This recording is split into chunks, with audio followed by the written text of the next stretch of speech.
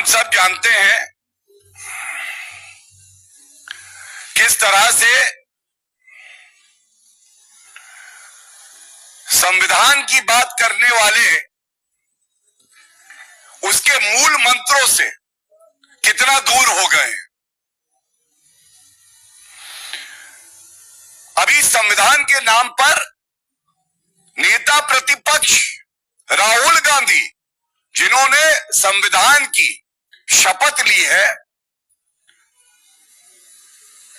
संविधान विरोधी होके ऊपर भारत का संविधान कॉन्स्टिट्यूशन ऑफ इंडिया लिखते हैं, और जब उसको खोला जाता है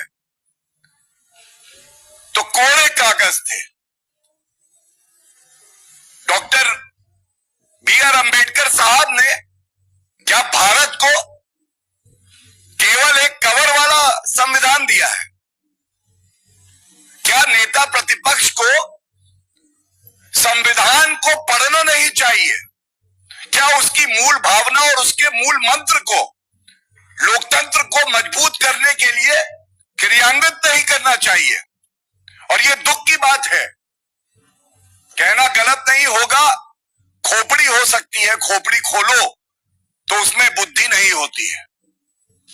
वैसे ही राहुल गांधी जिस संविधान का कवर देते हैं, उसको खोलो तो संविधान की मूल भावना का हनन अगर किसी ने किया है, संविधान का अपमान किसी ने किया है और 140 करोड़ भारतीयों का अपमान किसी ने किया है, तो ये लाल किताब वाले राहुल गांधी ने किया है। और इतना जरूर कहूंगा, राहुल गांधी संविधान हाथ में लेके चलते हैं, लेकिन संविधान को नष्ट करने की जो उनकी प्रतिज्ञा है, उसको नष्ट करने का काम कोई कर रहा है तो वो आदरणीय प्रधानमंत्री श्री नरेंद्र मोदी जी हैं, जिनका पल पल, जिनकी रगों में जो खून बहता है, उसमें सिर्फ और सिर्फ संविधान, भारत को आगे बढ़ाना और आम जनता का सशक्तिकरण, खासकर पिछड़े समाज का, वो सदस्य जो अनुसूचित जनजाति से आते हैं, अनुसूचित जाति से आते हैं। और राहुल गांधी से आज मैं कहना चाहता हूं, इस देश ने देखा है कितनी नफरत है उन्हें संविधान से। यूपीए की सरकार थी, प्रधानमंत्री मनमोहन सिंह जी थे, उनकी कैबिनेट ने एक अध्यादेश पारित किया। An ordinance was passed by the Manmohan Singh cabinet. And then came a person who was mutilating the constitution, and he tore the ordinance passed by the Manmohan Singh cabinet. What does it show? It clearly reflects the mindset of the fake Gandhis. नकली गांधी का मानसिक स्तर क्या है? उसको Italian संविधान अच्छा लगता है, जो कवर कहता है भारत का संविधान, उसके अंदर के कागज कोरे इसलिए है कि वो अपने वोट बैंक में दे, उसमें शरिया कानून लिख दिया जाए। और ये चिंताजनक है। ये कोरे कागज ऐसे ही नहीं है।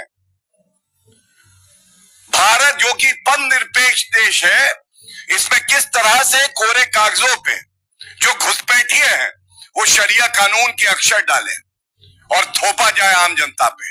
ये बड़ा संदेश राहुल गांधी देते हैं। और Rahul Gandhi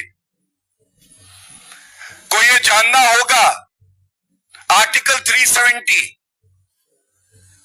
started with the word temporary. किसी में दम नहीं था, चाहे वो जवाहरलाल नेहरू जी हो, चाहे इंदिरा गांधी जी हो, चाहे राजीव गांधी जी हो, चाहे वो सोनिया गांधी जी हो, और चाहे वो राहुल गांधी स्वयं हो। ये लोग बात नहीं करना चाहते थे। It is a temporary provision. ऐतिहासिक भूल करी जवाहरलाल नेहरू ने, और केवल दृढ़ संकल्प था प्रधानमंत्री श्री नरेंद्र मोदी जी का, गृह मंत्री अमित शाह जी का, कि उसको संशोधित करके जो मूल भावना थी संविधान की उसका पालन किया गया। तो राहुल गांधी जी जो संविधान आप उठाते हैं उसमें आर्टिकल 370 भी आता है। कांग्रेस पार्टी की हालत यह है कि उनको आर्टिकल 370 पे स्टैंड लेना मुश्किल हो गया है। उसी संविधान में आरक्षण की बात है और राहुल गांधी का दोहरा चरित्र देखिए।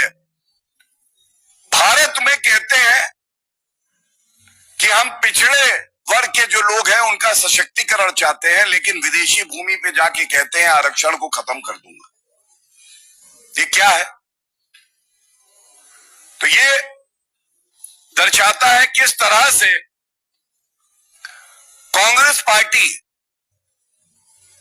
संविधान की सबसे बड़ी भक्षक है।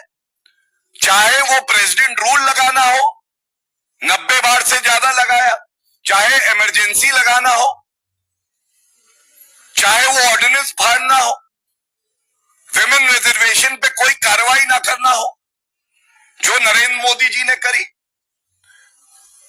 और जब ये पुस्तक दी गई खाली पन्नों के साथ, संविधान का अपमान किया, हमारे लोकतंत्र का अपमान किया और हर नागरिक का अपमान किया। इसके लिए राहुल गांधी को सबसे माफी मांगनी चाहिए। बहुत बहुत धन्यवाद।